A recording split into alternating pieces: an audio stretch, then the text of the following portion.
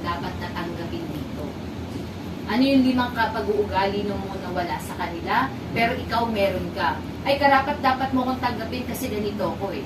Eto ako. Ano yun? Kaya tinatanong ko sa'yo, hindi mo ba kilala ang sarili mo?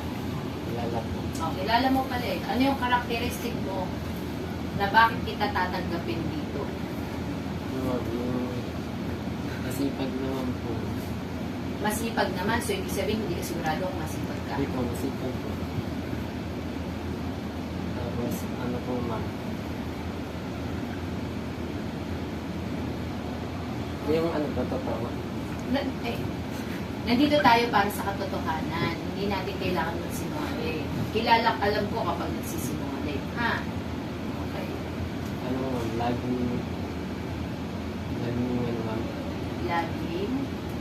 Huwag kang kabahan, hindi kita inaano. Huminga ka ng